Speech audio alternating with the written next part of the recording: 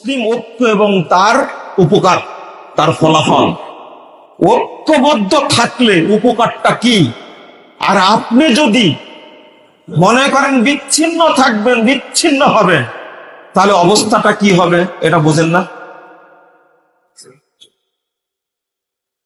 আল্লাহ রাব্বুল আলামিন বলছেন, ইয়াউমা তাবিয়াদ্দু বুজুহুম ওয়া তাসওয়াদ্দু বুজুহ ফাআম্মাল্লাযীনা আসওয়াদ্দাত বুজুহুহুম আকাফারতুম বা'দা ঈমানিকুম ফাযূকুল আযাবা বিমা কুনতুম তাকফুরুন। কিয়ামতের মাঠে এক শ্রেণীর মানুষের মুখ হবে উজ্জ্বল, জান্নাতীদের মতো চেহারা হবে। কিয়ামতের মাঠের সব মানুষ বুঝতে পারবে এরা জান্নাতে যাবে। আর এক শ্রেণীর মানুষের মুখ হবে কালো, কুৎসিত, তারা জাহান্নামে যাবে, সবাই বুঝতে পারবে। মুহাম্মদুর রাসূলুল্লাহ সাল্লাল্লাহু আলাইহি সাল্লামের সাহাবী আব্বাস ইবনে আব্বাস রাদিয়াল্লাহু আনহু বলছেন, তাবিয়াজ্জু বুজুহু আহলিস সুন্নাহ ওয়াল জামাআহ। কিয়ামতের মাঠে মুখ উজ্জ্বল হবে, জান্নাতীদের মতো চেহারা হবে। কিয়ামতের মাঠে আল্লাহ তাদেরকে সম্মান দান করবেন যারা কুরআন হাদিস মেনে চলে এবং জামাতবদ্ধ থাকে। বলেন আলহামদুলিল্লাহ। আমরা কুরআন হাদিস মানি না? আমরা কি জামাতবদ্ধ আছি না? ওয়াতাবিয়াদ্দু বুজুহু আহলিল বিদাই ওয়াল ফুরকা।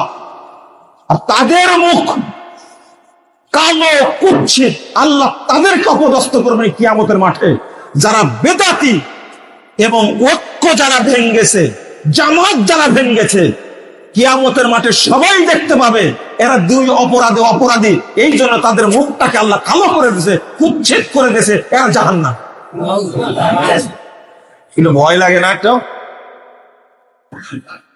মনে রাখবেন, দলাদলি, বিভক্তি, বিচ্ছিন্ন চিন্তা, এটা একটা অভিশাপ, এটা একটা ধ্বংস।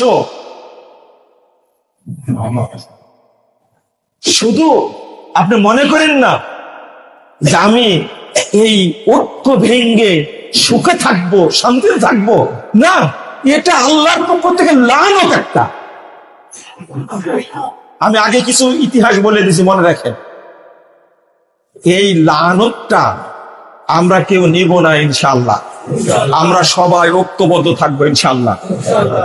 এবার আপনি কার সাথে কাজ করবেন? রাসূল সাল্লাল্লাহু আলাইহি ওয়াসাল্লাম বলছেন,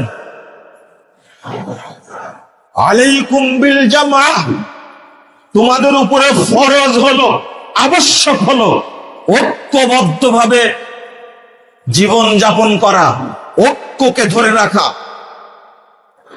কারণ ওয়াইয়াকুমুল ফুরকা, আর বিভক্তি থেকে অনেক দূরে থাকবে। যারা দূরে দূরে থাকার চেষ্টা করবে তাদের সঙ্গ দেবেন না, তাদের সাথে বসবেন না। এটা কার নির্দেশ? রাসূল সাল্লাল্লাহু আলাইহি ওয়াসাল্লামের নির্দেশ না? আল্লাহ রাসূল বলছে ওয়াইয়াকুমুল ফুরকা, তোমরা বিচ্ছিন্ন থেকে, যারা বিভক্ত হয়েছে তাদের থেকে দূরে থাকবে। ফাইন্নাশ শাইতানা মাআল ওয়াহিদ, কারণ শয়তান তার সাথে থাকে যে একা থাকে। একা যে থাকে তার সাথে শয়তান থাকে। ওয়াহুয়া মিনাল ইসনাইন আবাদ, কারণ শয়তান দুইজন থেকে অনেক দূরে থাকে। দুইজন যেখানে থাকে সেখানে শয়তান থাকে না। 2165 নম্বর হাদিস তিরমিজির মধ্যে এসেছে সহিহ সনদে। রাসূল সাল্লাল্লাহু আলাইহি ওয়াসাল্লাম বলছেন, শয়তান কোথায় নিয়ে যায়? যে যখনই একজন বেরিয়ে যায় তাকে কোথায় নিয়ে যায়? আল্লাহ রাসূল সাল্লাল্লাহু আলাইহি ওয়াসাল্লাম বলছেন, 2040 নম্বর হাদিস নাসাইর মধ্যে এসেছে, ইন্নাশ শাইতানা মা মান ফারাকাল জামাআহ, শয়তান তার সাথে থাকে যে জামাতকে বিভক্ত করে। ইয়ার বুজু, শয়তান তার পিছনে লাথি মারতে থাকে, লাথি মারতে মারতে দূরে নিয়ে চলে যায়। কোথায় নিয়ে যায়? মান শাজ্জা শাজ্জা ফিন্নার, যে জামাত থেকে পৃথক হয়ে যায় সে জাহান্নামে নিক্ষিপ্ত হয়। কোথায় যায়? জাহান্নামে নিক্ষিপ্ত হয়। নাউযুবিল্লাহ, আস্তাগফিরুল্লাহ। কাল কিয়ামতের মাঠে এই লোকের কোনো দলিল থাকবে না, আল্লাহ সব নষ্ট করে দিবেন। মান ফারাকাল জামাআ লা হুজ্জাত লাহু ইয়াউমাল কিয়ামাহ, রাওয়াহু আহমদ। রাসূলুল্লাহ সাল্লাল্লাহু আলাইহি ওয়াসাল্লাম বলছেন, যে ব্যক্তি জামাতকে ভাগ করলো, বিচ্ছিন্ন করলো, ওই ব্যক্তি কিয়ামতের মাঠে তার কোনো দলিল থাকবে না। মান ফারাকাল জামাআ ফাকাদ খালা রিফাতাল ইসলাম আন উনুকিহি, যে ব্যক্তি জামাত থেকে বিচ্ছিন্ন হয়ে গেল, ঐক্য নষ্ট করলো, ওই ব্যক্তি যেন ইসলামকে তার গুন্ডি থেকে বেরিয়ে করে দিল, তার ঘাড় ইসলামের গুন্ডি থেকে বেরিয়ে গেল। কথাগুলো খুব কঠিন, জটিল। ইমাম কুরতুবী রাহিমাহুল্লাহ বলছেন, আল জামাতু রাহমা ওয়াল ফুরকাতু হালাকা, ঐক্যবদ্ধ থাকাটাই হলো রহমত, আর বিচ্ছিন্ন হওয়াটা হলো ধ্বংস। রাসূল সাল্লাল্লাহু আলাইহি ওয়াসাল্লাম বলেছেন, আল জামাতু রাহমা ওয়াল ফুরকাতু আযাব, ঐক্যবদ্ধ থাকবেন, রহমতের মধ্যে থাকবেন, জান্নাতি পরিবেশের মধ্যে থাকবেন। আর যখনই বিচ্ছিন্ন হবেন তখনই কার মধ্যে চলে যাবেন? আযাবের মধ্যে চলে যাবেন, জাহান্নামের মধ্যে চলে যাবেন। যে কথা শেষে বলবো, এই আহলে হাদিস তাবলীগে ইসলামকে ভয় দেখায়া কানাকানি করে ইতিপূর্বে কেউ সফল হতে পারেনি, আগামীতে কেউ সফল হবে না ইনশাআল্লাহ। এটা প্রতিষ্ঠিত একবারে স্বচ্ছ তাকওয়ার উপরে। কথা যেন মনে থাকে।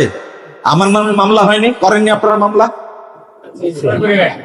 ভালো করেছেন না? না, এই কথাটাই সেদিনে বলেছিলাম, ওই গত রমাদান ইফতার মাহফিলে এই কথাটাই বলেছিলাম। মানে আপনাদের উদ্দেশ্য তো আর বলিনি কথাটা। আমাকে পছন্দ না করলে আপনারা আসতেন, আপনাকে অমানুষ বলবো আমি, কথা বুঝেননি? যারা বিশৃঙ্খলা করে আহলে হাদিস তাবলীগ ইসলামের বিরুদ্ধে, আমি তাদেরকে বলেছি। আমি আজকে বলছি যে আমাকে মামলা দেওয়া হয়েছে, আমার প্রোগ্রাম বন্ধ করা হয়েছে, কথা বুঝেননি? কতবার রাজশাহী থেকে আসছি, সেই ফুলপুর পর্যন্ত গেছি, আমার মনে কষ্ট হয় না?